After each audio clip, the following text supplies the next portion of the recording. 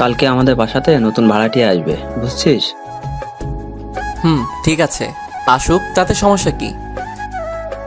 তোকে বলে দিলাম, না হলে তুই আগের মতো করতে পারিস। ভাড়াটিয়াকে চোর বলে মেরেছিলি। তুমি এখন আগের কথা নিয়ে আছো? এখন ওইসব বাদ দাও তো। ঠিক আছে, দিলাম যা, তবে তোকে যা বললাম সেটা করবি। ঠিক আছে। তারপর আম্মুকে নাস্তা দিতে বললাম। আম্মু নাস্তা দিল। নাস্তা খাচ্ছিলাম, তখন আমার ছোট বোন জান্নাত বলল, তাড়াতাড়ি করে খেয়ে নে, আজকে কলেজে তাড়াতাড়ি যেতে হবে।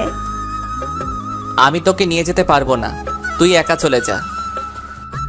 না, আমি তোর সাথেই যাব। তুই আমাকে ভার্সিটিতে নামিয়ে দিয়ে যাবি। ঠিক আছে, দিব। এখন আমাকে নাস্তা করতে দে। তারপর জান্নাত কিছু বলল না। নাস্তা করে জান্নাতকে নিয়ে বেরিয়ে পড়লাম ভার্সিটির দিকে। এবার চলুন আপনাদের আমার পরিচয়টা দেওয়া যাক। আমি সাজ্জাদ, আব্বু আম্মুর বড় ছেলে। আমার একটা ছোট বোন আছে, অনার্স ফাইনাল ইয়ারে পড়ি, এবং জান্নাত ইন্টার সেকেন্ড ইয়ারে পড়ে। পরিচয় দিতে দিতে জান্নাতের কলেজে চলে এলাম। জান্নাতকে কলেজে নামিয়ে দিয়ে বললাম, কলেজ শেষ হলে একা একা বাসায় চলে যাস, আমি নিয়ে যেতে পারবো না। তোকে নিয়ে যেতে হবে না, আমি একাই চলে যাব। তুই যা এখন। বাইক চালু করে কলেজের সামনে থেকে চলে এলাম। একটু পর ভার্সিটি এসে গেলাম। তারপর বাইকটা পার্কিং করে ক্যাম্পাসে গেলাম। গিয়ে দেখি আমার বন্ধু সাকিব এবং রাহাত বসে আছে। তাই আমিও ওদের কাছে গিয়ে বললাম, কিরে তোরা কখন এসেছিস? আমাকে তো একবারও কল করলি না। আমরা এইমাত্র এসে এখানে বসলাম, কিন্তু তোর আজকে আসতে এত দেরি হলো কেন? জান্নাতকে ওর কলেজে ছেড়ে আসতে আসতে দেরি হয়ে গেছে। আচ্ছা, তাহলে এখানে বসে থাকবি কেন? চল ক্লাসে যাই। চল যাওয়া যাক। তারপর সকলে মিলে ক্লাসে এলাম। একটু পর স্যার এলো, এসে ক্লাস করাতে লাগলো। একে একে সবগুলো ক্লাস শেষ হয়ে গেল। আমরাও সকল ক্লাস করে বাইরে এলাম। ক্যাম্পাসের ভেতর দিয়ে হাঁটছি, তখন সাকিব বলল, দোস্ত, আমার একজনকে খুব পছন্দ হয়েছে, তুই কি ওকে পটাতে সাহায্য করবি? সাকিবের এমন কথা শুনে আমি এবং রাহাত সাকিবের দিকে তাকালাম, কারণ এর আগে সাকিব এইসব কথা আগে বলেনি। কিরে, এভাবে তাকিয়ে আছিস কেন? বল, সাহায্য করতে পারবি কিনা? কিন্তু তুই তো বলেছিলি যে তুই কোনোদিন প্রেম করবি না, তাহলে এখন এই কথা বলছিস কেন? ওসব কথা ভুলে যা, এখন বল ওকে কিভাবে পটাবো। সেটা পরে বলছি, আগে বল মেয়েটাকে যাকে তুই ভালোবাসিস। ওই দেখ, ক্লাস থেকে বের হচ্ছে। বলে সাকিব ওর হাত দিয়ে একটা মেয়ে দেখিয়ে দিল। আমি মেয়েটাকে চিনি। মেয়েটা অনার্স সেকেন্ড ইয়ারে পড়ে, নাম পপি। কিরে, এত তাকিয়ে কি দেখছিস? তাকিয়ে দেখলাম ও কিভাবে পড়বে। হ্যাঁ, বল না ওকে কিভাবে পটাবো। হ্যাঁ, তাহলে মনোযোগ দিয়ে কথাগুলো শুনবি, ঠিক আছে? রাহাত, তুইও শোন, তোর কাজে লাগতে পারে। আরে এত কথা না বলে বল কিভাবে কি করব। শোন তাহলে। আমি ওর দিকে তাকিয়ে থেকে বুঝলাম ওকে কিভাবে পটাবি সেটা আমি জানি না। কথাটা বলে ওদের দিকে তাকালাম, দেখলাম ওরা দুইজন বলদের মতো মুখ বানিয়ে দাঁড়িয়ে আছে। তাই আমি বললাম, তোরা এইভাবে তাকিয়ে আছিস কেন? না, তোর কাছ থেকে আমার এই বিষয়ে জানতে চাওয়া ভুল হয়ে গিয়েছে। এখন যা করার সব আমাকেই করতে হবে। আমিও আগে থেকে জানতাম সাজ্জাদ এমন কিছু বলবে, তাই ওর কথাতে এত মনোযোগ দেইনি। যেহেতু জানিস তাহলে আমাকে বললি কেন? ভেবেছিলাম তোর কাছ থেকে কিছু পাবো, কিন্তু না। এখন তাহলে থাক তোরা, আমি পপির কাছে যাই। এই বলে সাকিব পপির পেছনে চলে গেল। তাহলে তুই এখানে দাঁড়িয়ে থাকবি নাকি বাসায় যাবি? বাসায় যাব। এখানে দাঁড়িয়ে থেকে লাভ নেই, কারণ সাকিব আজকে আর আসবে না। ঠিক আছে, তাহলে চলে যাওয়া যাক। তারপর আমরা যে যার বাসায় চলে এলাম। বাসায় এসে ফ্রেশ হয়ে নিচে এলাম। এসে লাঞ্চ করে রুমে চলে এলাম। এসে দিলাম এক ঘুম ভাঙলো বিকেলবেলা। মোবাইলের দিকে তাকিয়ে দেখলাম সাকিবের 3টা মিসড কল। আমি কল দিলাম। সাকিবের নাম্বারে রিং হতেই কলটা রিসিভ করলো। তারপর বলল, কোথায় তুই? তোকে কতবার কল করলাম, ধরলি না কেন? আমি ঘুমিয়েছিলাম, তাই ধরতে পারিনি। এখন বল, কি বলবি? তাড়াতাড়ি করে মামার দোকানে চলে আয়, আমরা সবাই এখানে বসে আছি। ঠিক আছে তোরা থাক, আমি আসছি। এই বলে কলটা কেটে দিলাম। তারপর ওয়াশরুমে গিয়ে ফ্রেশ হয়ে নিয়ে বাইরে এসে সোজা মামার দোকানে চলে গেলাম, যেখানে আমরা বসে আড্ডা দিই। মামার দোকান এসে দেখি সবাই বসে আছে। আমি গিয়ে সোজা সাকিবকে বললাম, আজকে কি পপিকে কিছু বলতে পারলি? না, আজকে ওর দেখা পাইনি, তাড়াতাড়ি করে বাসায় চলে গেছে। তাহলে এখন কি করবি? কি করব? কালকে ওকে ধরবো, তারপর ওর পিছু নিয়ে বাসাটা খুঁজে বের করব।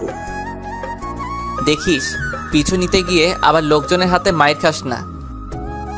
এই শহরে এমন কেউ নেই যে আমাকে মারবে, বুঝছিস?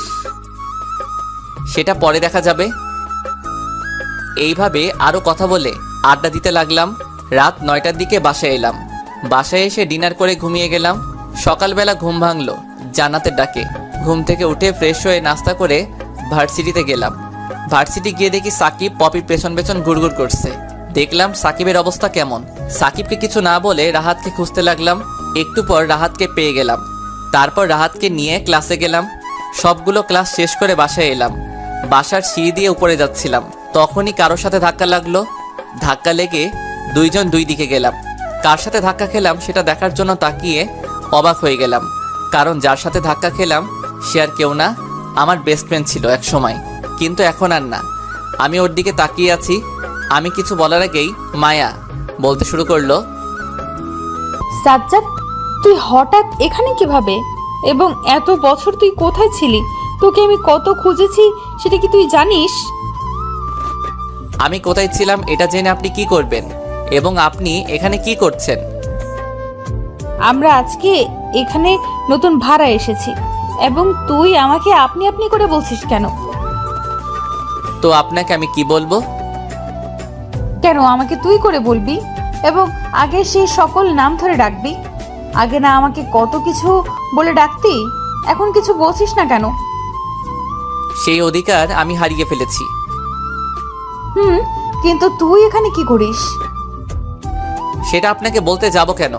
আপনি যেমন ভাড়াটিয়া এসেছেন তেমন ভাবেই থাকবেন বলে দিলাম। বলে ওখান থেকে চলে এলাম। বাসায় এসে আম্মুকে ডাক দিলাম, আম্মু আম্মু। কি হয়েছে? চিল্লাচ্ছিস কেন? তুমি কাকে বাসা ভাড়া দিয়েছো? আমি সেটা জানি নাকি? বাসা তোর বাবা ভাড়া দিয়েছে, এখন কার কাছে দিয়েছে সেটা আমি জানি না। আরে ভাইয়া, তুই রেগে যাচ্ছিস কেন? বাসা তো মায়া আপুদের পরিবার ভাড়া নিয়েছে। ওদেরকে বাসা ভাড়া কেন দিয়েছে? তাতে কি হয়েছে? মায়া তোর বন্ধু, তাই না? ওরা আসার ফলে তো তোরই ভালো হয়েছে, তাই না? শোনো, যা করেছো সেটা ঠিক করা যাবে না। তবে মায়া যেন আমার রুমে না আসে এটা বলে দিলাম। ঠিক আছে, মায়া আসলে আমি না করে দেব। আমি কিছু বললাম না, কারণ আমি যা বলেছি সেটার বাইরে ওরা কেউ কিছু করবে না। আপনারা ভাবছেন যে মায়াকে আমার পরিবার কেমন করে চিনে, তাই না? আসলে আগে আমরা রাজশাহী থাকতাম, সেখানে আমরা মায়াদের বাসায় ভাড়া থাকতাম। সেখান থেকে আমাদের পরিচয় হয়ে বন্ধুত্ব হয়। পরে একটা সমস্যার কারণে আমরা ওখান থেকে চলে আসি, মায়ার সাথে সকল সম্পর্ক শেষ করে দিয়ে। কিন্তু এত বছর পর আবার ওর সাথে দেখা পাবো সেটা ভাবতে পারিনি আমি। রুমে এসে খাটের উপর শুয়েছিলাম, তখনই নিচ থেকে খাবার জন্য ডাকলো। আমি নিচে গিয়ে খাবার খেয়ে আবার নিজের রুমে চলে এলাম। তারপর ঘুমিয়ে গেলাম। বিকেলবেলা ঘুম থেকে উঠে আড্ডা দিতে গেলাম। সেখানে গিয়ে দেখি সাকিব এবং রাহাত বসে আছে। আমি ওদের কাছে গেলাম, তখন সাকিব বলল, আজকে তোর বাসায় একটা নতুন মেয়েকে দেখলাম, ওটা কে? তুই তো দেখছি ভালো না, তোর নজর কোথায় গিয়েছে দেখছিস? আমার নজর ঠিক আছে, এখন বল মেয়েটা কে? মেয়েটা হলো মায়া। তোদের মায়ার নামে একটা মেয়ের কথা বলেছিলাম না, ও হলো সে। কিন্তু মায়ার তো রাজশাহী থাকার কথা, এখানে কি করে? আমাদের বাসায় ভাড়া এসেছে। তুই ওদের বাসা ভাড়া দিয়েছিস কেন? আমি নিজেই জানতাম না, সবকিছু আব্বু ঠিক করেছে। আমি যদি আগে জানতাম যে ওরা বাসা ভাড়া নিবে তাহলে ওদের ভাড়া দিতাম না। এখন কি করবি ভাবছিস? দেখি কি করা যায়। মায়া কি তোর সাথে কথা বলতে আসে? আজকে ভার্সিটি থেকে বাসায় যাওয়ার সময় আমার সাথে কথা বলেছিল, কিন্তু আমি তেমন কথা বলতে চাইনি। ওর সাথে কি করবি ভাবছিস? আমি ওর সাথে কিছুই করব না, তার আগে আমি দেখবো মায়া আমার সাথে কি করে। তাই দেখ। এইভাবে আরও নানা কথায় আড্ডা দিতে লাগলাম। সবার সাথে কথা বলতে বলতে কখন যে 9টা বেজে গেছে বুঝতেই পারিনি। সবাইকে বিদায় দিয়ে বাসার দিকে যেতে লাগলাম। একটু পর বাসায় এসে কলিং বেল বাজালাম। একটু পর জান্নাত দরজা খুলে দিল। আমি বাসার ভেতরে গিয়ে অনেক অবাক। রাগ উঠল, কারণ ড্রয়িং রুমের সোফাতে মায়া এবং আমার ছোট বোন এবং ওর বাবা মা বসে আছে। মায়াকে দেখে আমার রাগ উঠল, কিন্তু ওর বাবা মা থাকায় কিছু বললাম না। নিজের রুমের দিকে যাব, তখন মায়ার বাবা বললেন, সাজ্জাদ, কোথায় যাচ্ছ তুমি? আমাদের কি চিনতে পারছো না? চিনব না কেন? অবশ্যই চিনতে পেরেছি। তাহলে আমাদের সাথে কথা বলছো না কেন? আসলে আঙ্কেল, আমি এখন অনেক ক্লান্ত, তাই কথা বলতে চাইছিলাম না। ভেবেছিলাম পরে কথা বলবো। ও আচ্ছা, এখন তো তোমার সবচেয়ে কাছের বন্ধু চলে এসেছে, কথা বলো না কেন ওর সাথে? না আঙ্কেল, কয়েকদিন ধরে একটা কাজের ভেতরে আছি, তাই কারোর সাথে কথা বলি না। আচ্ছা ঠিক আছে, তাহলে যাও। আমি তাদের উত্তর না দিয়ে নিজের রুমে চলে এলাম। তারপর ফ্রেশ হতে ওয়াশরুমে ঢুকলাম। ওয়াশরুম থেকে বের হয়ে দেখি জান্নাত আমার রুমে বসে আছে। আমি ওকে বসে থাকতে দেখে বললাম, তুই এখানে বসে আছিস কেন? তোকে ডিনার করার জন্য ডাকতে এসেছি। আমি যাচ্ছি, কিন্তু তার আগে শোন, মায়ারা এখানে কি করে? মায়া আপুরা আজকে আমাদের এখানে ডিনার করবে, তাই এসেছে। নিজে থেকে এসেছে নাকি? কি বলিস? ওরা নিজে থেকে আসবে কেন? আব্বু ওদেরকে নিয়ে এসেছে। ঠিক আছে, তুই তাহলে যা, আমি আসছি। তাড়াতাড়ি করে আয়। এই বলে জান্নাত রুম থেকে চলে গেল। একটু পর আমিও নিচে নামলাম খাবার খাওয়ার জন্য। নিচে এসে দেখি খাবার টেবিলে মায়া, জান্নাত, আম্মু বসে আছে। আমিও গিয়ে একটা চেয়ার টেনে বসলাম। তারপর আম্মুকে বললাম, আম্মু তাড়াতাড়ি করে খাবার দাও। দাঁড়া, বসে থাক, দিচ্ছি। এতক্ষণ নিজের রুমে কি করছিলি? শুয়েছিলাম, আমার ভালো লাগছিল না, এখন তাড়াতাড়ি খাবার দাও। তারপর আম্মু আমাকে খাবার দিল। ডিনার করছিলাম, হঠাৎ মনে হলো কেউ একজন আমার পায়ে সুরসুরি দিচ্ছে। আমার সামনে মায়া বসে আছে। মায়ার দিকে তাকাতেই দেখি মায়া হাসছে।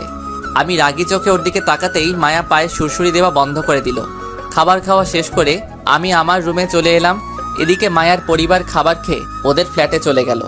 রুমে এসে বিছানায় গা এলিয়ে দিলাম। শুয়ে থাকতে থাকতে কখন যে ঘুমিয়ে গেলাম নিজেও জানি না।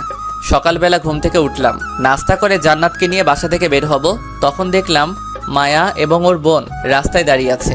জান্নাত ওদের দেখে বাইক থামাতে বলল। আমি বাইক থামালাম।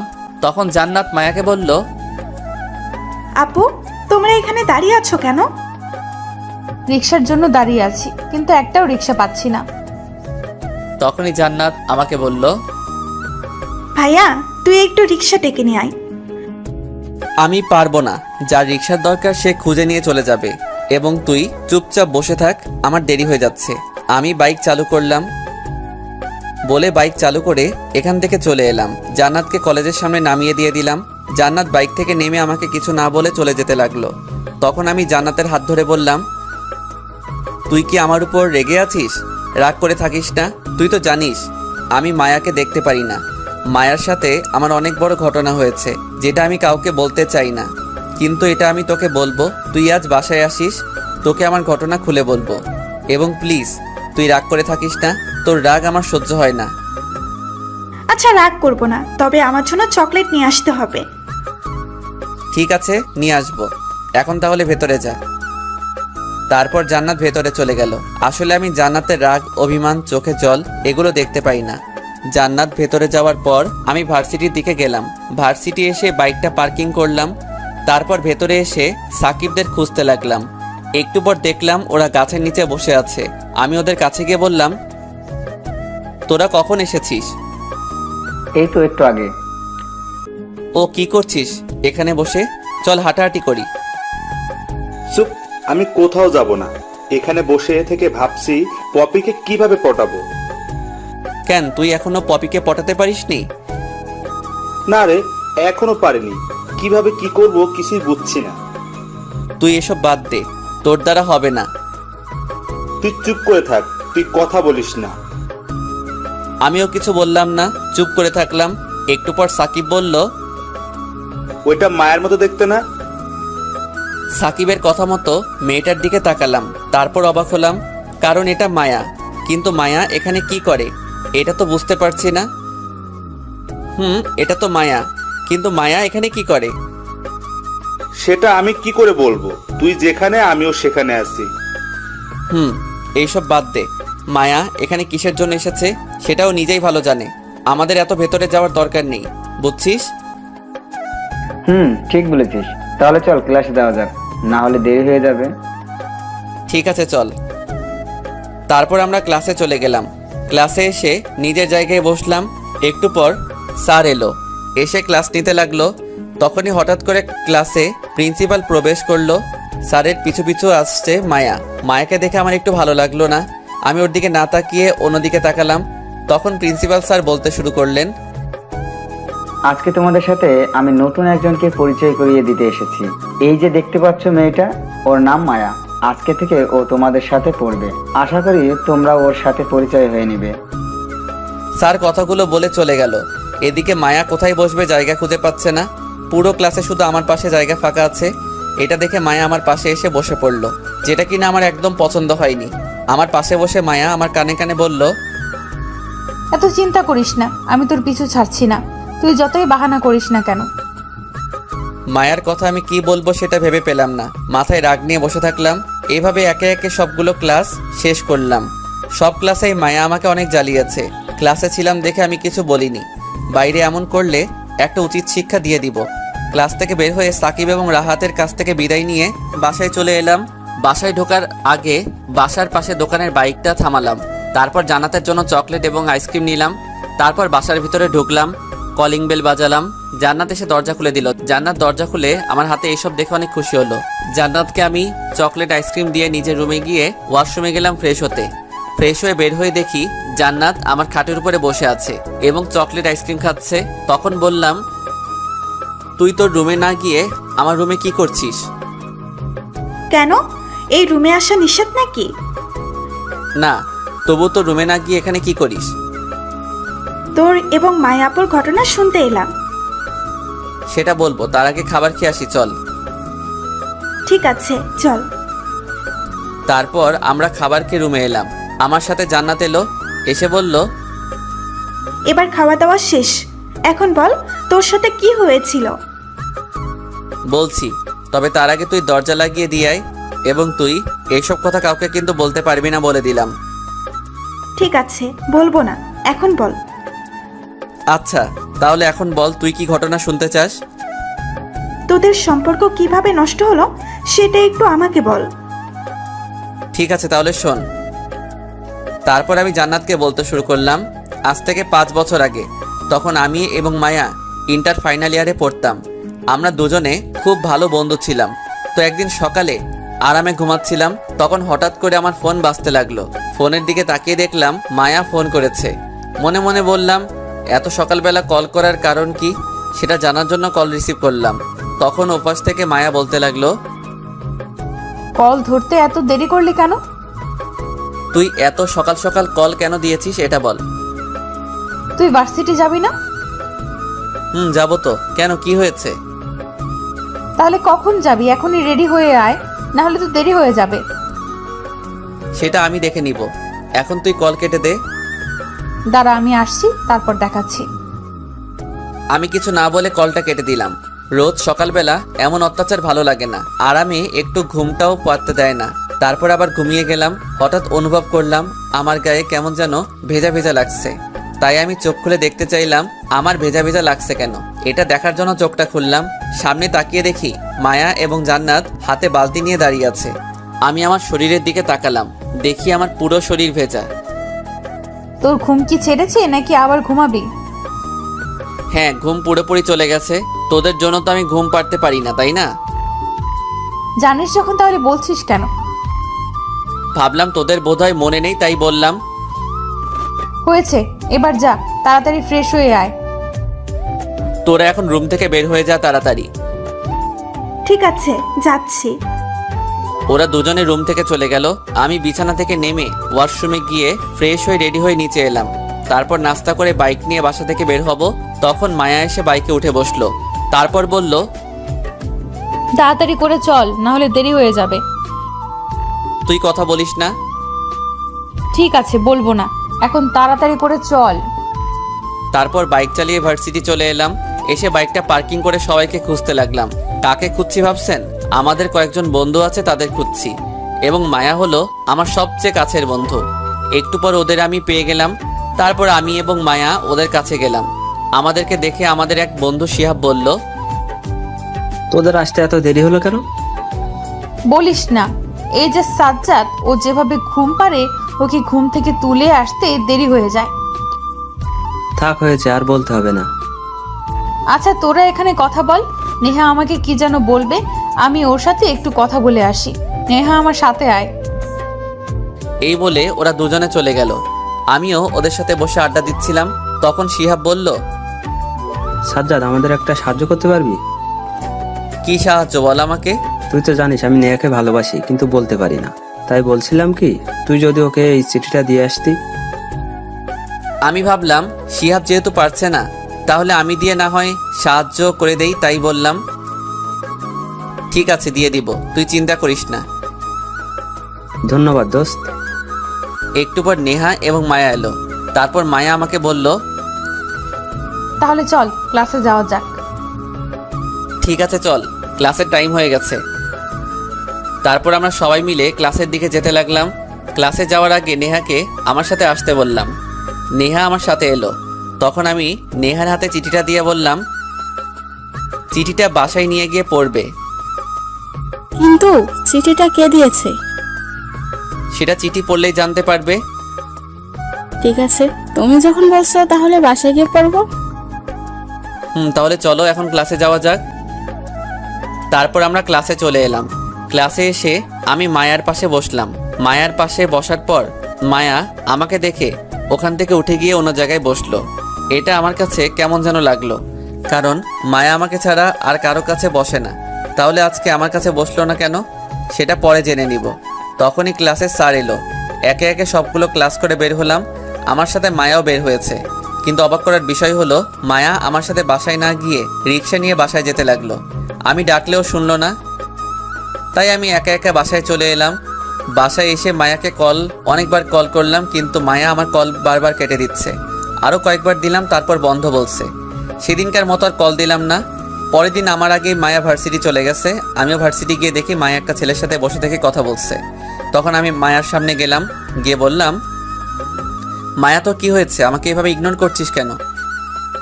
তুই এখন এখান থেকে যা তো, আমাকে ডিস্টার্ব করিস না। প্লিজ মায়া, তুই বল আমার সাথে এমন করছিস কেন? তারপর মায়া আমার সাথে এমন একটা কাজ করলো যেটার জন্য আমি মোটেও প্রস্তুত ছিলাম না। মায়ার হাত ধরার জন্য মায়া আমাকে কষে একটা থাপ্পড় মারলো। মেরে বলল, তুই আমার হাত ধরছিস কোন অধিকারে, এবং তুই কে? তোকে তো আমি চিনি না। মায়ার এমন কাজে আমি অনেক লজ্জিত হলাম। চারিদিকে তাকিয়ে দেখলাম অনেকেই আমাদের দিকে তাকিয়ে আছে। তখন আমি বললাম, আচ্ছা, তবে আমাকে এটা বল, তুই আমাকে এভাবে অবহেলা করছিস কেন? আমার দোষটা কি বল? কেন? তুই তো নেহাকে ভালোবাসিস, তুই গিয়ে নেহার কাছে থাক। এবার আমার কাছে সবকিছু ক্লিয়ার হয়ে গেছে। মায়া কালকে থেকে আমার সাথে কেন এমন করছে সেটা এখন জানতে পারলাম। তাই বললাম, তুই ভুল ভাবছিস। কালকে আমি নেহাকে চিঠি দিয়েছি, এটা ঠিক, তবে সেটা। চুপ, তুই আমাকে ডাকবি না। আর এই ছেলেকে দেখ, ও হলো আমার বয়ফ্রেন্ড রোহান। এখন তুই এখান থেকে যা, আমার সামনে আর কখনো আসবি না। ঠিক আছে, আমি চলে যাচ্ছি। তবে তুই আমার কথা শুনলি না, তাই না? যেদিন আসল সত্য জানতে পারবি সেদিন তুই আমাকে পাবি না। সেটা দেখবো। এখন তুই যা এখান থেকে, না হলে কিন্তু থাপ্পড় মারব। শুধু আমার শেষ কথাটা মনে রাখিস। বলে ওখান থেকে চলে এলাম। আজকে মায়ের কাছে যে অপমান হলাম এটা আমি আশা করিনি। ওখান থেকে সোজা প্রিন্সিপালের রুমে গেলাম। সেখানে গিয়ে আমার টিসি নিলাম। তারপর বাইক নিয়ে বাসায় আসতে যাব, তখন শিহাব এবং নেহা আমার রাস্তা আটকে দাঁড়ালো। রাস্তা ছেড়ে দিয়ে আমি বাসায় যাব। তুই কোথাও যাবি না, আমরা মায়াকে সব খুলে বলবো। শিহাব এবং নেহা, তোরা কি আমার একটা কথা রাখবি? অবশ্যই রাখবো। বল তোর কি কথা। তোরা কখনো মায়াকে আসল সত্যটা বলবি না। মায়া যেমন ওর বয়ফ্রেন্ড নিয়ে ভালো আছে, ওকে তেমন থাকতে দে। আমার কথা ওর সামনে কিছু বলবি না। কিন্তু এটা কি করে? ওকে না বললে তুই ওর কাছে সারা জীবন মিথ্যাবাদী হয়ে থাকবি। সেটা থাকতে দে, তবুও ওকে আমার কথা কিছু বলবি না প্লিজ। এবং তোরা ভালো থাকিস। বলে বাইক নিয়ে বাসায় চলে এলাম। বাসায় এসে আব্বুকে বলে আমরা সবাই ঢাকাতে চলে এলাম। তারপর থেকে আমি মায়ার সাথে কোনো প্রকার কথা বলি না, এমনি ওর নামটাও আমি শুনতে চাই না। এটা ছিল আমার অতীত। এখন চলুন বর্তমানে আসা যাক। বর্তমান। কথাগুলো বলে জান্নাতের দিকে তাকালাম, দেখলাম জান্নাতের চোখ দিয়ে পানি পড়ছে। আমি ওর চোখের পানি মুছে দিলাম। তখন জান্নাত বলল, আমি জানতাম না যে তোর সাথে এইসব হয়েছে, হলে মায়ার সাথে আমিও কথা বলতাম না। থাক, বাদ দে এইসব বিষয়। তুই এসব বিষয় কাউকে বলিস না, কেমন? ঠিক আছে, বলবো না, এবং আজকে থেকে মায়ার সাথে আমিও কথা বলবো না। সেটা তোর ইচ্ছে। তারপর জান্নাত রুম থেকে চলে গেল। আমিও ফ্রেশ হয়ে জান্নাতকে নিয়ে একটু ছাদে গেলাম। ছাদে রেলিং ধরে দাঁড়িয়ে আছি আমি এবং জান্নাত, দুজনে কথা বলছি। তখনই কেউ একজন আমাকে পেছন থেকে জড়িয়ে ধরলো। সাথে সাথে যে আমাকে জড়িয়ে ধরে তাকে ছাড়িয়ে নিলাম। তারপর পেছন ফিরে তাকিয়ে দেখি মায়া দাঁড়িয়ে আছে। এবার রাগ ধরে রাখতে পারলাম না, কষে একটা থাপ্পড় মেরে দিলাম। তুই আমাকে মারলি কেন? আপনি আমাকে জড়িয়ে ধরেছিলেন কোন সাহসে? কেন তোকে আমি জড়িয়ে ধরবো? আমি ছাড়া অন্য কেউ তোকে জড়িয়ে ধরলে ওকে মেরে ফেলবো। এই চুপ করে থাকেন, এবং আপনার যদি লজ্জা বলতে কিছু থাকে তাহলে কখনো আমার সামনে আসবেন না বলে দিলাম। বলে আমি এবং জান্নাত চলে এলাম। আমার ভালো লাগছে না আজকে, শরীরের উপর দিয়ে অনেক চাপ গিয়েছে, যার ফলে মাথা ব্যথা করছে। তাই হালকা খাবার খেয়ে নিজের রুমে এসে ঘুমিয়ে পড়লাম। পরের দিন সকালবেলা ঘুম ভাঙলো জান্নাতের ডাকে। ঘুম থেকে উঠে রেডি হয়ে বাইকটা বাসা থেকে বের করতেই মায়া এসে আমার বাইকের পেছনে এসে বসে পড়ল। মায়ার এই কাজটা আমার একদম পছন্দ হলো না। এ কি, আপনি আমার বাইকে বসলেন কেন? তোর সাথে যাব তাই। আমি আপনাকে নিয়ে যাব না, আপনি বাইক থেকে নামুন, আমার সঙ্গে জান্নাত যাবে। শোন, আমাকে এত বোকা পেও না। আজকে জান্নাত যাবে না এটা আমি জানি। আপনাদের বলতে ভুলে গেছি, আজকে জান্নাত আমার সাথে যাবে না। আজকে বাসায় কি যেন কাজ করবে, তাই বাসায় থাকবে। তাই আমি একা একা ভার্সিটি যাব। কিন্তু মায়া এসে বসলো, এখন ওকে এখান থেকে সরাতে হবে। কি হলো, আপনি এখনো এখানে বসে আছেন কেন? তাড়াতাড়ি করে নামুন। না, আমি নামবো না। আজকে তোর সাথে ভার্সিটি যাব আমি। আমি আপনাকে নিয়ে যাব না। আমাকে নিয়ে যেতেই হবে। আচ্ছা নিয়ে যাব, তার আগে আপনি বাইক থেকে একটু নামুন। ঠিক আছে, নামছি। মায়া নামার সাথে সাথে আমি বাইকটা চালু করে ওখান থেকে চলে এলাম। হ্যাঁ, আমি এটাই ভেবেছিলাম যে মায়াকে বাইক থেকে নামাবো, তারপর আমিও বাইকটা চালু করে চলে আসব। একটু পর আমি ভার্সিটি এসে গেলাম। বাইকটা পার্কিং করে সাকিবদের কাছে গেলাম। সেখানে গিয়ে দেখি সাকিব, পপি, রাহাত বসে থেকে আড্ডা দিচ্ছে। সাকিবের সাথে পপিকে দেখে অবাক হলাম। তাহলে পপিকে পটিয়ে নিয়েছে? আমি হাঁটতে হাঁটতে ওদের সামনে গেলাম। সাকিব, তাহলে তো এখন প্রেম করা শুরু করে দিয়েছিস, আমাদের ট্রিট দিবি কবে? যা তো এখান থেকে, কোনো প্রকার টিট হবে না। আচ্ছা বুঝলাম, এখন তাহলে বল তুই ওকে কিভাবে পটিয়েছিস? দেখ, সেটা অনেক বড় কাহিনী, পরে এক সময় বলবো। তখনই খেয়াল করলাম ভার্সিটির গেট দিয়ে মায়া প্রবেশ করছে। তারপর চারিদিকে তাকাচ্ছে, দেখে মনে হচ্ছে কাউকে খুঁজছে। আমাকে দেখা মাত্রই আমার দিকে আসতে লাগলো। সাকিব, দেখতে পাচ্ছিস মায়া আমাদের দিকে আসছে? এখানে ওর কি কাজ বলতো? জানি না, বোধহয় তোর কাছে আসছে। ঠিক আছে, এদিকে আসুক, দেখি কি করে, তারপর আমি আমার কাজ করব। কি করবি? সেটা দেখতেই পাবি তুই। এক কাজ কর, তুই পপিকে নিয়ে এখান থেকে চলে যা। ঠিক আছে, আমি চলে যাচ্ছি। সাকিব পপিকে নিয়ে চলে গেল। রাহাত, মায়া এখানে এসে কিছু বললে তুই সব উত্তর দিবি, আমি কিছু বলবো না। ঠিক আছে, তুই চিন্তা করিস না। এতক্ষণে মায়া আমাদের সামনে এসে গেছে, আমার দিকে তাকিয়ে আছে, বোধহয় আমাকে কিছু বলবে, কিন্তু কিছু না বলে আমার পাশে বসলো। তারপর বলল, তুই আমাকে রেখে চলে এলি কেন? বলে আমার হাত জড়িয়ে ধরলো। আমি তাড়াতাড়ি করে হাতটা ছাড়িয়ে নিয়ে দিলাম মায়ার গালে কষে একটা থাপ্পড়। মায়া এবার একদম ভ্যাবাচাকা খেয়ে গেছে। আশেপাশে তাকিয়ে দেখলো অনেকে আমাদের দিকে তাকিয়ে আছে। মনে মনে বললাম, আমার প্রতিশোধ নেওয়া তাহলে হয়ে গেল। তুমি আমাকে মারলে কেন? আপনি আমার হাত ধরেছিলেন কেন? তুমি আমার বন্ধু, তাই তোমার হাত ধরেছিলাম। ও আচ্ছা, তাহলে তো আপনি বোধহয় ভুলে গেছেন কয়েক বছর আগে আপনিও আমাকে এভাবে সবার সামনে মেরেছিলেন, শুধু আপনার হাত ধরেছিলাম বলে। তাহলে এখন আমি কেন মারবো না? দেখো, ওটা আমি জানতাম না। আমি তোমাকে অনেক ভালোবাসতাম, তাই তোমাকে অন্য মেয়ের সাথে দেখতে পারি না। সেদিনও আমি দেখতে পারিনি। চুপ করে থাকো, ভালোবাসার কথা তোর মুখে মানায় না। তুই শুধু ছলনা করতে পারিস? প্লিজ, খুব ভালোবাসি। বললাম না এই কথা তোর মুখে মানায় না। রাহাত ক্লাসে চল। তারপর আমি এবং রাহাত ক্লাসে এসে গেলাম। আমার মায়ার প্রতি অনেক রাগ অভিমান আছে, যেটা আমার ভেতর থেকে সহজে যাবে না। রাগের মাথায় আপনি থেকে তুই চলে গেছি ভাবা যায়? তবে আজকে মায়াকে যা অপমান করেছি সেটা একদম ঠিক আছে। ক্লাসে নিজের জায়গায় বসে আছি, তখন মায়া ক্লাসে প্রবেশ করলো। আমার দিকে করুণ দৃষ্টিতে তাকিয়ে আছে। আমি ওর দিকে খেয়াল করলাম না। সবগুলো ক্লাস করে বাসায় চলে এলাম। বাসায় এসে আম্মুকে ডাকলাম। তারপর বললাম, মায়া যদি আমার কথা বলে তাহলে বলে দিবি আমি নেই। আম্মু অনেকবার জানতে চেয়েছে কি হয়েছে, কিন্তু আমি কিছুই বলিনি। বিকেলবেলা রুমে শুয়েছিলাম, তখন কেউ একজন দরজায় নক করলো। আমি তাকে ভেতরে আসতে বললাম। দেখলাম মায়ার আম্মু এবং মায়া এসেছে। মনে মনে ভাবলাম, মায়া ওর আম্মুকে আবার সব কথা বলে দিয়েছে নাকি? ভিতরে আসবো? হ্যাঁ আসুন, এতে বলার কি আছে। তারা ভেতরে এসে খাটের উপর বসলো এবং আমাকে বলতে লাগলো, তুমি তো জানো মিথিলা কেমন পড়াশোনা করে, তাই না? মিথিলা অঙ্ক একটু পারে না, তাই মায়া বলল তুমি নাকি খুব ভালো অঙ্ক পারো, তাই তুমি যদি ওকে একটু পড়াতে তাহলে ভালো হতো। এতক্ষণে বুঝলাম মায়া এবং মায়ার আম্মু এখানে কেন এসেছে। আমি কি বলবো সেটা ভেবে পাচ্ছি না, কারণ আমি অঙ্ক তেমন পারি না, কিন্তু সেটাও তো বলতে পারবো না, বললে সম্মান থাকবে না। কি হলো, কিছু বলছো না কেন? ঠিক আছে, আমি তাহলে সন্ধ্যায় আসবো। ঠিক আছে, তাহলে এখন আমি যাই। বলে ওরা চলে যেতে লাগলো, কিন্তু যাওয়ার সময় মায়া আমাকে চোখ মেরে দিয়ে গেল। এখন আমি ভাবছি ওকে পড়ানো কি ঠিক হবে নাকি হবে না। যদি পড়াই তাহলে মায়াকে আরো কষ্ট দিতে পারবো, এবং মায়াকে যত কষ্ট দিব তত আমার ভালো লাগবে। সন্ধ্যাবেলা মিথিলাকে পড়ানোর জন্য ওদের বাসার কলিং বেল বাজালাম। তখন মায়া এসে দরজা খুলে দিল। আমি অবাক হলাম যে কলিং বেল বাজানোর সাথে সাথে খুলে দিল, তার মানে মায়া এখানেই দাঁড়িয়েছিল। কি হলো, দাঁড়িয়ে আছো কেন? ভেতরে আসো। আমি ভেতরে প্রবেশ করে দেখি মিথিলা ড্রয়িং রুমে বসে আছে। আমি কিছু বলবো তার আগে মায়া বলল, মিথিলা, তুই এখনো বসে আছিস কেন? তাড়াতাড়ি করে তোর রুমে যা, তোকে পড়াতে এসেছে। ঠিক আছে, আমি যাচ্ছি।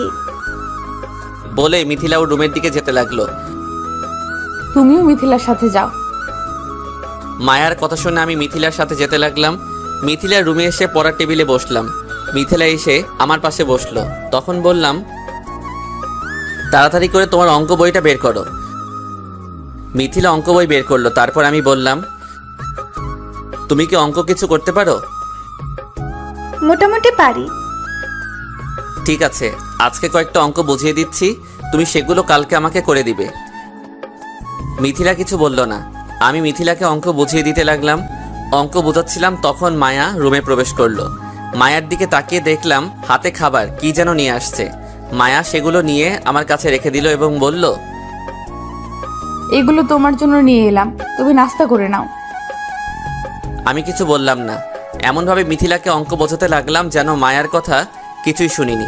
কয়েকটা অঙ্ক বুঝিয়ে দিয়ে মিথিলাকে বললাম, আজকে তাহলে থাক, আমি কালকে এসে তোমার পড়াগুলো নিয়ে যাব। ঠিক আছে, কিন্তু চলে যাচ্ছেন কেন? নাস্তাটা খেয়ে যান। না, আমি এসব খাই না। বলে ওদের বাসা থেকে বের হয়ে বাসায় চলে এলাম। ঘড়ির দিকে তাকালাম, দেখলাম 9টা বেজে গেছে। তাই ফ্রেশ হয়ে খাবার খেয়ে ঘুমিয়ে গেলাম। পরের দিন ভার্সিটি এলাম। এসে সাকিবদের সাথে বসে আড্ডা দিচ্ছিলাম। তখন মায়া আমার সামনে এলো, এসে বলল, সাজ্জাদ, তোমাকে একটা কথা বলার আছে। ঠিক আছে বলুন, কি বলবেন? এখানে না, আমার সাথে একটু ফাঁকা জায়গায় আসো প্লিজ। কেন, এখানে বলে সমস্যা কি? যা বলার এখানেই বলুন। প্লিজ, তুমি আমার সাথে আসো, খুব জরুরি কথা আছে। মায়ার এত অনুরোধ ভালো লাগছিল না, তাই মায়ার সাথে একটা ফাঁকা জায়গায় এলাম। তখন মায়া আমার সামনে এসে বলল, আমার উপর কি এখনো রেগে আছো? আপনার উপর রাগ করে থাকবো কেন? আপনি আমার কে? এখন না হলাম, আগে তো ছিলাম, তাই না? আমাকে কি এসব বলার জন্য ডেকে নিয়ে এসেছেন? না না, আমি তোমার কাছে মাফ চাইবো বলে এখানে নিয়ে আসছি। আমি আমার অতীতের সবাইকে ক্ষমা করে দিয়েছি, তাই এখন ক্ষমা চেয়ে লাভ হবে না। না, আমি জানি তুমি আমাকে ক্ষমা করোনি। প্লিজ, তুমি আমাকে মাফ করে দাও। আমি জানতাম না যে ওই চিঠিটা শিহাব তোমাকে পাঠিয়েছিল। বলে আমার পা জড়িয়ে ধরলো। আমি মায়াকে আমার পা থেকে ছাড়িয়ে নিলাম। আসলে মায়ার এমন কষ্ট আমিও দেখতে পাচ্ছি না। হাজার হোক, একটা সময় সম্পর্ক ছিল। আপনি উঠুন, আমি আপনাকে ক্ষমা করে দিয়েছি। না, আমার বিশ্বাস হয় না তুমি আমাকে ক্ষমা করেছো। তুমি যদি আমাকে ক্ষমা করতে তাহলে আপনি করে বলতে না। আপনি করে বলবো না তাহলে কি করে বলবো? তুমি আমাকে তুমি করে বলবে, তাহলে আমি মনে করব তুমি আমাকে ক্ষমা করেছো। ঠিক আছে, বলবো। এখন তাহলে চলো ক্লাসে যাই। ঠিক আছে, চলো। তারপর আমরা ক্লাসের দিকে যেতে লাগলাম। আপনারা ভাবছেন আমি মায়াকে ক্ষমা করে দিয়েছি। আরে না ভাই, এখন ওর প্রতি আমার কোনো রাগ নেই। তবে ওকে এত সহজে আমি ক্ষমা করব না। যখন মায়া আমার কাছে আসতে চাইলো তখন মনে মনে বললাম, যদি ওকে নিজের কাছে রাখি তাহলে আরও কষ্ট দিতে পারবো। এখন মায়া আমার সাথে বেশি থাকে, কিন্তু আমি মায়াকে অবহেলা করি। ক্লাসে এসে বসেছিলাম, তখন মায়া আমার পাশে এসে বসলো। তারপর বলল, আজকে আমার সাথে একটু শপিংয়ে যাবে। কেন আজকে হঠাৎ শপিংয়ে কি করবে? শপিং করব তাই। তাহলে আমাকে নিয়ে যাওয়ার মানে কি? তুমি আমাকে পছন্দ করে দিবে, আমি সেটা কিনবো। আমার চয়েস তেমন ভালো না। তুমি যেটা দিবে সেটা দিয়েই আমার চলবে, আমার আর লাগবে না। ঠিক আছে, যাব। তারপর আর কিছু বললাম না। সব ক্লাস করে মায়াকে নিয়ে শপিং মলে গেলাম। প্রথমে মায়া ছেলেদের কর্নারে গেল, গিয়ে আমার মাপে একটা শেরওয়ানি কিনলো। তুমি আমার মাপে কিনছো কেন? আরে কথা না বলে চুপচাপ দাঁড়িয়ে থাকো। দাঁড়িয়ে থাকবো মানে? আমার বাপ নিচ্ছ, আমি বলবো না? আজকে আমার বন্ধুর বিয়ে, তাই ওকে এটা গিফট করব। আর ওর মাপ একদম তোমার সাইজের। এটা শুনে আমি কিছু বললাম না, চুপ করে থাকলাম। মায়া কি কালার জন্য একটা শেরওয়ানি কিনলো, কিন্তু সেটা আমাকে দেখতে দিল না। তারপর মায়া কয়েকটা শাড়ি কিনে নিয়ে বাসায় এলো। বাসায় এসে মায়া ওদের বাসায় গেল, আমি আমার বাসায় গেলাম। দরজা খুলে দেখি সবাই ড্রয়িং রুমে বসে আছে। আমাকে দেখে আব্বু বলতে লাগলো, আজকে আসতে এত দেরি হলো কেন? এক জায়গায় গিয়েছিলাম। কেন? যেখানে গেছিস ভালো কথা, কিন্তু সন্ধ্যাবেলা বাসা থেকে বের হবি না। কেন বাসা থেকে বের হব না কেন? না, আজকে বাসা থেকে বের হবি না, তোকে দিয়ে আজকে একটা কাজ আছে। কি কাজ সেটা বলো। সেটা তুই সন্ধ্যাবেলা দেখে নিস। এখন আমি না বললাম? আমি আর কিছু না বলে নিজের রুমে চলে এলাম। জানি না সন্ধ্যাবেলা কি হবে, যা হবে সেটা সন্ধ্যাবেলা দেখে নিব। এখন এত ভেবে লাভ নেই। দুপুরে লাঞ্চ করে ঘুমিয়ে গেলাম। সন্ধ্যায় জান্নাতের ডাকে ঘুম ভাঙলো। ঘুম থেকে উঠে ফ্রেশ হয়ে নিচে এসে আমি অবাক হয়ে গেলাম, কারণ আমার বাসাটা চেনা যাচ্ছে না। এটা কার বাসায় আছি আমি? বাড়ি এভাবে সাজানো হচ্ছে কেন, এটা জানার জন্য আম্মুকে বললাম, আম্মু এভাবে বাসা সাজাচ্ছ কেন? তারপর আম্মু যা বলল তা শুনে আমি শক খেলাম, কারণ আম্মু বলল, আজকে আমরা তোর বিয়ে দিব। কি? তুমি আমার বিয়ে দিবে? কার সাথে? যার সাথে দিব সেটা বিয়ের পর দেখতে পাবি। না, তুমি আমাকে এখন বলো আমাকে কার সাথে বিয়ে দিবে। বললাম না, পারবো না। আচ্ছা ঠিক আছে, তোমাকে বলতে হবে না, আমি আব্বুর কাছ থেকে শুনে নিচ্ছি। কিন্তু আব্বু কোথায়? তোর আব্বু বাইরে গেছে কি যেন কাজ করতে। তুমি যদি আমাকে না বলো মেয়েকে, তাহলে আমি বিয়ে করব না। এসব হুমকি দিয়ে লাভ নেই, তোর বিয়ে আজকেই হবে। এখন বেশি কথা না বলে তাড়াতাড়ি গিয়ে রেডি হয়ে আয়। তখনই আমার সামনে সাকিব এবং শাওন এলো। এসে আমাকে বলল, আজকে যে তোর বিয়ে, এটা আমাদের বললি না কেন? আরে আমি নিজেই জানতাম না যে আজকে আমার বিয়ে হবে। কেন, তুই সকালে জানতি না যে তোর বিয়ে হবে? না, একটু আগে জানলাম। ও আচ্ছা, যা হচ্ছে ভালোই হচ্ছে। তুই চল রুমে, তোকে রেডি করে নিয়ে আসি। রাত তো রেডি হওয়া, আমি এটা ভাবছি বিয়েটা কার সাথে। সেটা রাতের বেলা দেখে নিস তোর বিয়ে কার সাথে। কিন্তু তোদের খবর দিল কে? আমাদের আন্টি ফোন করে আসতে বলেছে। এখন কথা বাদ দিয়ে রুমে চল। বলে সাকিব আমাকে রুমে নিয়ে এসে ফ্রেশ হতে বলল। আমি ফ্রেশ হয়ে নিয়ে বাইরে এসে দেখি খাটের উপর সুন্দর একটা শেরওয়ানি রাখা আছে। তাকিয়ে দেখছিস কি? তাড়াতাড়ি করে শেরওয়ানি পরে নে। আমি শেরওয়ানি পরে নিলাম। এখন নিচে চল, কাজী সাহেব এসে গেছে। কাজীর এখনই আসা লাগবে? কথা বাদ দিয়ে নিচে চল তো।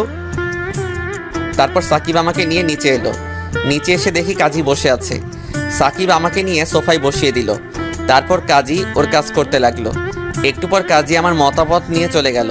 তখন আমি সাকিবকে বললাম, আচ্ছা মেয়েটাকে আমাকে তো এখনো বললি না। আরে এত চিন্তা করিস কেন? রাতে দেখে নিস। তাহলে থাক, আমি রুমে যাই। বলে রুমের দিকে যাব, তখন সাকিব আমার হাত ধরে নিয়ে বসিয়ে দিল। এখন রুমে যেতে পারবি না, তোর রুমে কাজ চলছে।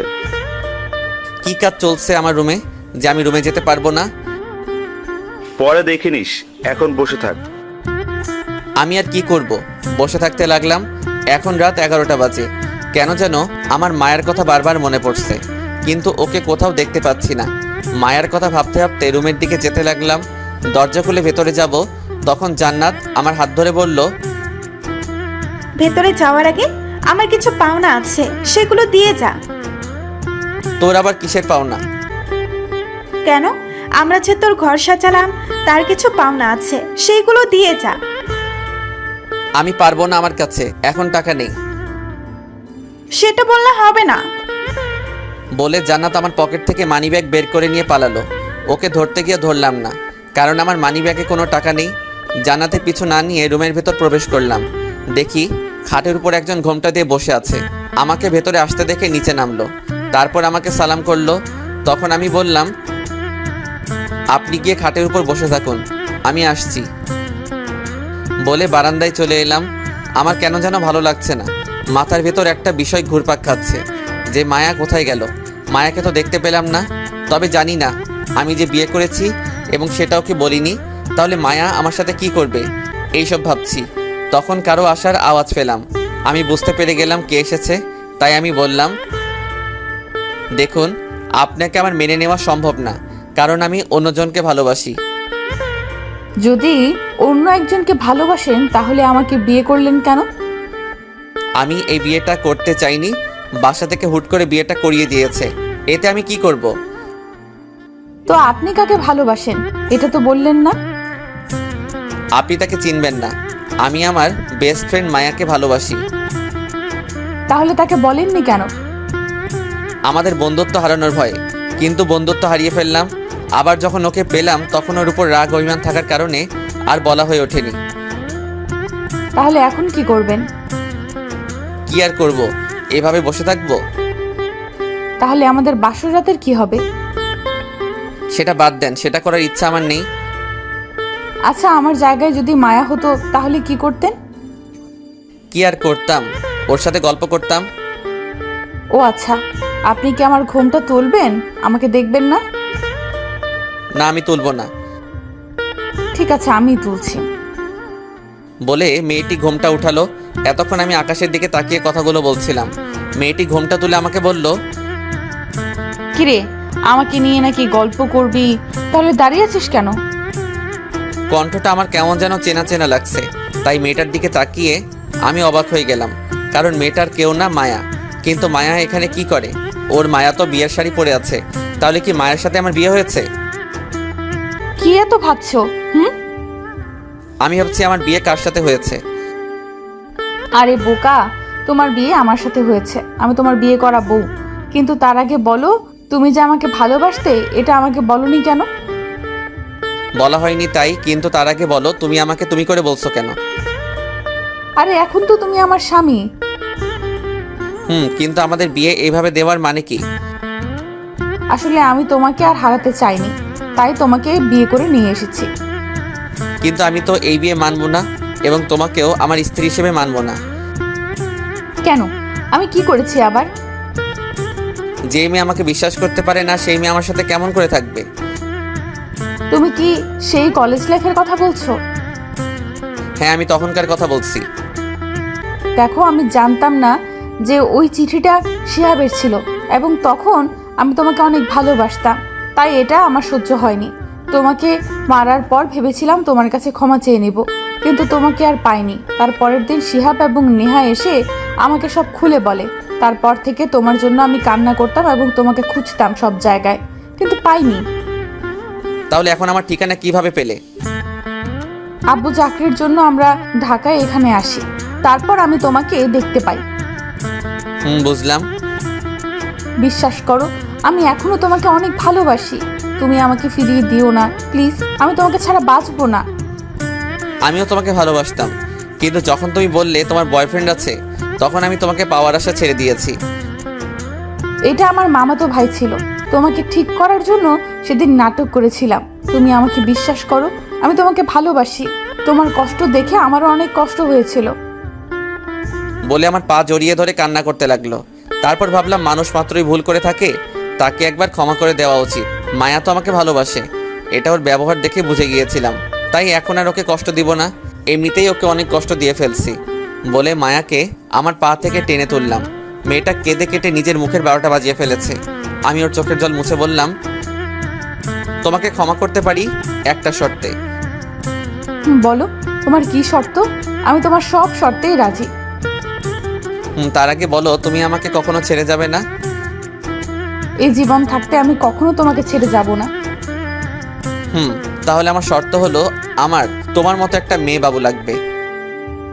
কথাটা শুনে মায়া আমার বুকে মুখ লুকিয়ে ফেললো। তারপর বলল, আমি কি তোমাকে না করেছি? ঠিক আছে, তাহলে চলো যাওয়া যাক। বলে মায়াকে কোলে তুলে বিছানায় ফেলে দিলাম। রাগ অভিমান ভেঙে তারপর দুজন দুজনকে আদর করতে লাগলাম। ভালোবাসা পূর্ণতা পেল। এইভাবে চলতে থাকলো আমাদের সুখের জীবন।